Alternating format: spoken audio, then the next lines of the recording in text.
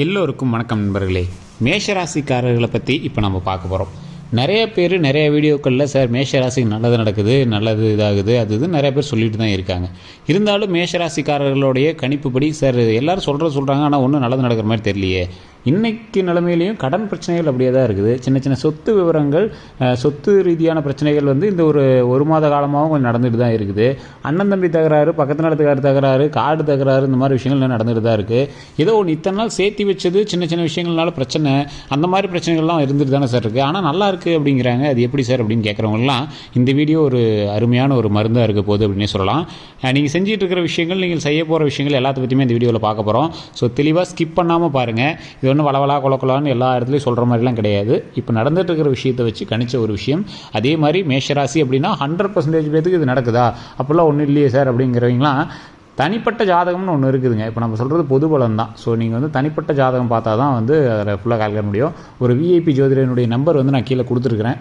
அவர் பிரபல ஜோதிடர், நிறைய அரசியல் பிரமுகர்களுக்கும் நிறைய ஆக்டர்ஸ்க்கும் ஜோதிடம் பார்க்குறவர். ஸோ இப்போவுமே நிறைய அரசியல் பிரமுகர்களுக்கு ஜோதிடம் பார்த்து கணிச்சு கொடுத்துட்ருக்காரு. நீங்கள் ஃபோன் பண்ணி பாருங்கள், உங்களுக்கு லக் இருக்குது அப்படிங்கிற பட்சத்தில் ஃபோன் எடுத்தார் அப்படின்னா நீங்கள் வந்து உங்களுடைய பிரச்சனையை சொல்லி சால்வ் பண்ணிக்கலாம். சரிங்க, இப்போ நம்ம முக்கியமான ஒரு விஷயத்துக்கு வந்து பேசலாம். மேஷராசிக்காரர்கள் சார், இன்னைத்து காலகட்டத்திலையும் மேஷராசிக்காரர்கள் அதிகமாக வந்து செலவு பண்ணக்கூடிய விஷயம் அப்படின்னு சொல்லலாம், இல்லை அதிகமாக வந்து டைம் ஸ்பெண்ட் பண்ணக்கூடிய விஷயம் அப்படின்னு சொல்லலாம். சொத்து ரீதியானது, மக்களின் தொடர்பு ரீதியானது, அதே மாதிரி மக்களுக்கு சேவை செய்யக்கூடிய ரீதியான தொழில்களில் இருக்கக்கூடிய இந்த மேஷராசிக்காரர்கள் முருகனினுடைய ஒரு செல்ல பிள்ளை அப்படின்னு சொல்லலாம். சரி, என்ன சார் இப்படி சொல்கிறீங்க? வாழ்க்கையில் பிறந்ததுலேருந்து கஷ்டத்தை மட்டுமே பார்த்துட்டு இருந்த ஒரு ராசி தான் இந்த மேஷராசி. இதை போய் நீங்கள் என்னமோ முருகனின் செல்ல பிள்ளைன்னு சொல்கிறீங்க அப்படிம்பீங்க. இது காரணம் என்ன அப்படின்னு பார்த்தீங்களா, இன்றைக்கி நீங்கள் என்ன தான் சொல்லலாம், நீங்கள் கஷ்டத்தில் இருக்கீங்க அப்படிங்கிறீங்க அப்படின்னாலும், ஆனால் மற்றவங்களை கம்பேர் பண்ணும்போது நீங்கள் அவ்வளோ சீக்கிரமாக தப்பிச்சு வந்துடுவீங்க. ஏதோ ஒரு லக்கு வந்து காப்பாற்றி விடுது, ஏதோ ஒன்று காப்பாற்றுது. அது தெய்வ சக்தியாக என்னன்னு உங்களுக்கே தெரியாது, ஆனால் உங்களை காப்பாற்றிட்டு இருந்தது தெய்வ சக்தி தான். இந்த மேஷராசிக்காரர்களை பொறுத்த வரைக்கும் ஒரு மிகப்பெரிய லக்கு அதுதான். நீங்கள் எட்ஜு வரைக்கும் போய் ஒரு பிரச்சனை இல்லை, எட்ஜில் போய் உங்களுக்கு வந்து அப்படியே கொஞ்சம் சரி பண்ணி கொடுத்துரும். ஸோ சிலருக்கு வந்து இல்லை சார் அப்போல்லாம் ஒன்றும் பண்ணலையே அப்படிங்கிறவங்க தனிப்படையான ஜாதகம் பார்த்துக்கோங்க. உங்களை விட வலுவான ராசிகள், உங்களை விட வலுவான கிரக மூமெண்ட் இருக்கக்கூடிய ராசிகள் வந்து உங்கள் பக்கத்தில் இருந்தது அப்படின்னா இதை வந்து ஓவர்டேக் பண்ணுறது வாய்ப்புகள் இருக்கலாம். சரி சார், இதில் இன்னொரு முக்கியமான விஷயம். இப்போ கடந்த காலத்தில், அதாவது இந்த ஒரு 2-3 வருடங்களாக நீங்கள் செய்யக்கூடிய தொழிலானது மக்கள் சேவை பண்ணக்கூடிய தொழிலாக பண்ணிகிட்ருப்பீங்க. அந்த தொழிலில் எந்த ஒரு பிரச்சனையும் இல்லாமல் உங்களுடைய பேர் நிலைக்கிற அளவுக்கு நீங்கள் அந்த தொழில் வந்து முன்னேறிட்டு தான் வந்துருவீங்க. நீங்கள் ஆஃபீஸில் வேலை பார்க்குறீங்க, இல்லை ஏதோ ஒரு அரசு துறையோ, ஏதோ ஒரு மக்கள் சார்ந்த விஷயமோ, இல்லை ஏதோ ஒரு ப்ரைவேட்டில் வேலை பார்த்துருக்கீங்களோ, இல்லை நீங்களே சொந்த தொழில் வச்சுட்டு இருக்கீங்களோ, இவங்க வந்து மக்களுக்கு சேவை செய்யக்கூடிய ஏதோ ஒரு வகையில் சேவை அப்படிங்கிற ஒரு வார்த்தை வந்து அதில் ஆட் ஆகிருக்கிற மாதிரி ஒரு தொழில் தான் நீங்கள் வந்து பண்ணியிருப்பீங்க. அதாவது பேர்லேயே சேவை இல்லை, அந்த செயல் வந்து ஒரு சேவை சம்மந்தப்பட்ட செயலாக இருந்து நீங்கள் பண்ணிகிட்ருப்பீங்க. அந்த ஒரு விஷயத்தில் எந்த ஒரு ப்ராப்ளம் எல்லாம் போயிட்டு இருந்தது. ஆனால் மற்றவங்களுக்கு நீங்கள் செஞ்சு கொடுத்துட்டு இருந்த ஒரு வேலை மாதிரியே உங்களுக்கே நீங்கள் ஒரு செய்ய வேண்டிய வேலை, ஒரு நில தகராறு நீங்கள் வந்து சால்வ் பண்ணி வச்சுருப்பீங்க இது மாதிரி மற்றவங்களுக்கு, அது மாதிரியே உங்களுக்கு நீங்கள் சால்வ் பண்ணிட்டு ஒரு ரேஞ்சாகவும் இருக்கும். சார், இன்னைத்து காலகட்டத்திலேயே உங்களுக்கு ஓரளவுக்கு நல்ல ஒரு வண்டி வாகனமோ இல்லை வீடு அந்த மாதிரிலாம் எல்லாமே ஃபிக்ஸ் ஆகி தான் இருக்குது. ஆனால் என்ன கொஞ்சம் கடன் இருக்குது. அந்த கடன் வந்து உங்களுக்கு கொஞ்சம் கொஞ்சமாக தான் சரி பண்ண முடியும். ஃபுல் நீங்கள் வந்து லாக் பண்ணுறது கொஞ்சம் கஷ்டமாக தான் இருக்கும் மேஷராசி பொறுத்த வரைக்கும். ஆனால் அது வந்து இருக்கிற அளவுக்கு கடனாக வந்து உங்களுக்கு போகவே போகாது. அது நீங்கள் வந்து மைண்டில் நினச்சிக்கிறோம். அதே மாதிரி உடல் ரீதியான விஷயங்களில் ரொம்பவே கொஞ்சம் கவனமாக இருக்க வேண்டிய ஒரு காலகட்டம் அப்படின்னு சொல்லலாம்.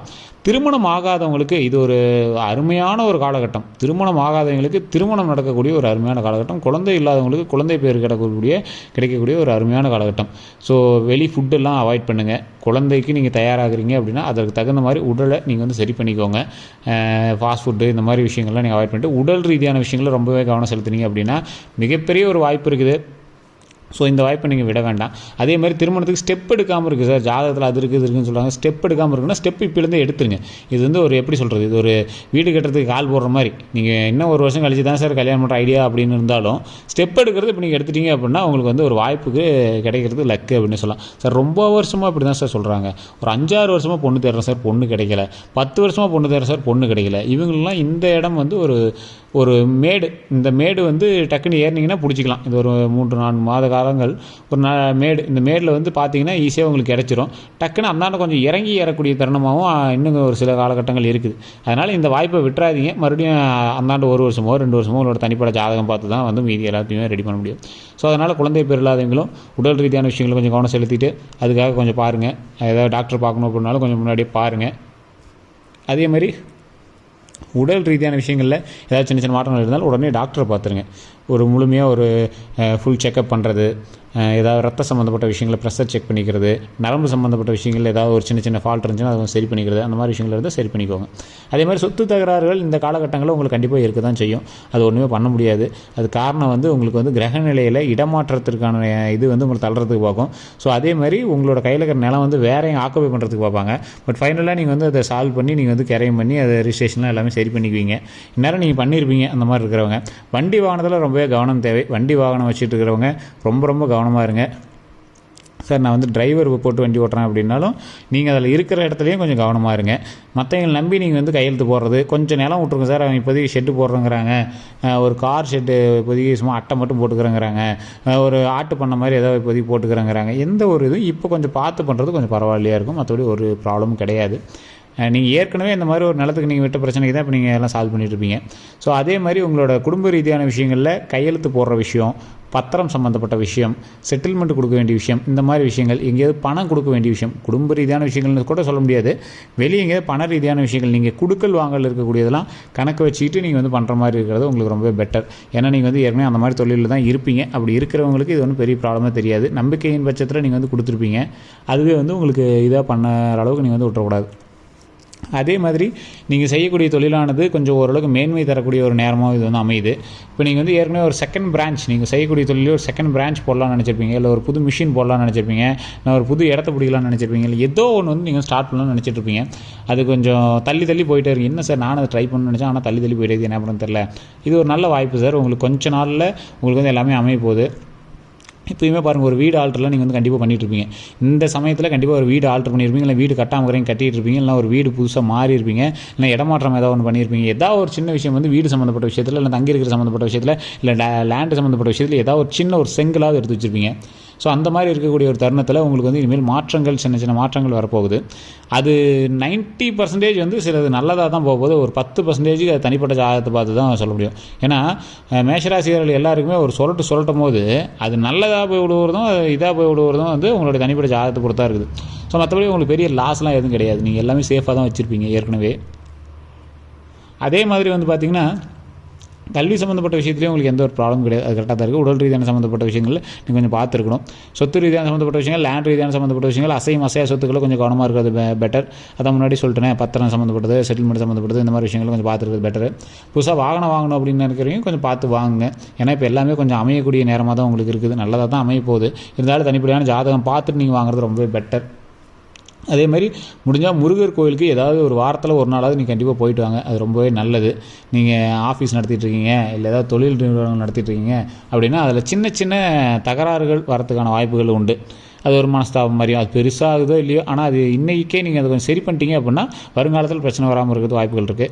ஸோ அந்த மாதிரி பிரச்சனைகள் வெளியாட்களின் மூலமாக, புது தொடர்பு, யாரோ ஒருத்தர் புதுசாக பார்க்குறாங்க, ஒரு நம்பருக்கு அக்கௌண்ட்டுக்கு போட சொன்னாங்க, அது தெரியாமல் வேறு யாருக்கோ போயிடுச்சு, அவன் அமௌண்ட் எடுத்து செலவு பண்ணிட்டான், இந்த மாதிரி விஷயங்கள், இல்லை நீங்கள் யாருக்காவது ஒன்று போடுறீங்க, ஏதோ ஒரு சின்ன ஒரு எரர், அந்த எரர் உங்களுக்கே தெரியாமல் நீங்கள் பண்ணுற தப்புக்கு அது தேவையில்லாமல் ஒருத்தர்கிட்ட பேச்சு வாங்குற மாதிரி நிலைமைகள்லாம் இருந்துச்சுன்னா அந்த இடத்துல நீங்கள் கொஞ்சம் பார்த்து பணிஞ்சு போகிறது ரொம்பவே நல்லது. தப்பு உங்கள் மேலேயும் இருக்கிறதுக்கு இந்த சமயம் அதிகமான வாய்ப்புகளும் இருக்குது. அதாவது எப்படி சொல்கிறதுனா, இப்போ நீங்கள் செய்யக்கூடிய வேலையை செஞ்சுட்டே இருப்பீங்க, ஒரு சின்ன எரர் உங்களுக்கே தெரியாமல் ஒரு சின்ன தப்பு பண்ணியிருப்பீங்க, இதெல்லாம் ஒரு தப்பாக சரி பண்ணிக்கலாமா அப்படிங்கிற விஷயம். ஆனால் எதிர்த்து தரப்பில் அது சின்னதாக நினைக்க மாட்டாங்க, கொஞ்சம் பெருசாக நினச்சி பண்ணுவாங்க. ஸோ அந்த மாதிரி விஷயங்கள் இந்த 3 மாத காலகட்டத்தில் உங்களுக்கு நடந்திருக்கலாம், அல்லது இனி வரக்கூடிய காலங்களில் உங்களுக்கு ஓரளவுக்கு இருக்கலாம். அதனால் நீங்கள் கொஞ்சம் பார்த்து கவனமாக நீங்கள் உங்களோட ஒர்க்கை பார்த்தீங்க அப்படின்னா சரியாக போயிடும். அதே மாதிரி பார்த்திங்கன்னா இன்னொரு ஒரு முக்கியமான விஷயம், நிறைய பேர் ஒரு தொழில் ஆரம்பிக்கணும், முன்ன சொன்னது தான், தடைகள் இருக்குது, அந்த இது நிறைய பேர் இருப்பீங்க. அவங்களாம் தட்சிணாமூர்த்தி வழிபாடு பண்ணுங்கள். வியாழக்கிழமைகளில் நீங்கள் எந்த அம்மன் கோயிலுக்கு போனாலும் சுற்றி வரும்போது தட்சிணாமூர்த்தி இருப்பாங்க.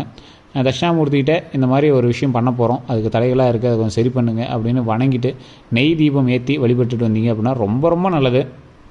தொழில் ரீதியான விஷயங்கள்லாம் அது ரொம்பவே உங்களுக்கு ப்ளஸ் பாயிண்ட்டாக இருக்கும். திருமணம், குழந்தை ரீதியான விஷயங்களுக்கும் அது ரொம்பவே நல்லது. நீங்கள் அதற்கு தகுந்தாற் போல் உடலில் வலிமைப்படுத்திக்கோங்க. எந்த ஒரு விஷயத்துக்கும் உடல் முக்கியமான ஒரு விஷயம். ஆரோக்கியம் ரொம்ப ரொம்ப முக்கியமான விஷயம். ஸோ இந்த காலகட்டத்தில் நீங்கள் ஃபஸ்ட்டு பார்க்க வேண்டியது ஆரோக்கியம், இன்னொன்று பார்க்க வேண்டியது நம்பிக்கை சார்ந்த விஷயங்களில் ரொம்பவே நீங்கள் அப்படியே எல்லாம் சரியாக போயிடும் அப்படின்னு நீங்கள் கையெழுத்து போடுறது, பணம் சம்மந்தப்பட்டது, அதெல்லாம் டைம் வேஸ்ட் பண்ணிட்டு இருக்காதீங்க. அதெல்லாம் கொஞ்சம் பார்த்து பண்ணுங்கள். மற்றபடி உங்களுக்கு எந்த ஒரு ப்ராப்ளமும் கிடையாது, எந்த ஒரு இஷ்யூவும் கிடையாது. இன்னொரு முக்கியமான விஷயம் என்ன அப்படின்னா, நீங்கள் இந்த ஒரு மந்திரத்தை மறக்காமல் சொல்லுங்கள். ஓம் சுப்பிரமணியரே போற்றி, ஓம் சுப்பிரமணியரே போற்றி, ஓம் சுப்பிரமணியரே போற்றி அப்படிங்கிற வார்த்தையை சும்மா இருக்கிற டைமில் அப்பப்போ 3 டைம் நீங்கள் வந்து சொல்லுங்கள். இதை மறக்காம கமெண்ட் செக்ஷன்லேயும் பதிவிடுங்க. இது ஒரு மிகப்பெரிய நன்மையை தரக்கூடிய ஒரு காலகட்டமாக உங்களுக்கு அமையும்.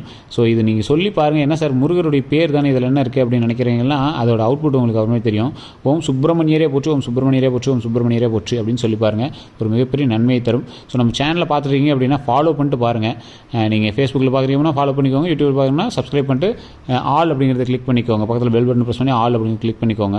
மற்ற எந்த ஒரு பிளாட்ஃபார்மில் பண்ணாலும் நீங்கள் வந்து இனிமேல் தொடர்ந்து ஃபாலோ பண்ணிக்கோங்க. ஏன்னா வாரம் நம்மளோட ராசிகள், இப்போ மேஷம் அப்படின்னா மேஷத்தை பற்றி வாரம் நம்ம வரப்போகுது, ரிஷபம் அப்படின்னா ரிஷபத்தை பற்றி வாரம் வரப்போகுது. எல்லா ராசிகளை பற்றியுமே தனிப்படையாக கணிச்சு நம்ம வந்து போட்டுட்ருக்கோம். உங்களுக்கு வேணும் அப்படின்னா ஜஸ்ட் ஃபாலோ பண்ணிக்கோங்க. எல்லோருக்கும் நன்றி நண்பர்களே.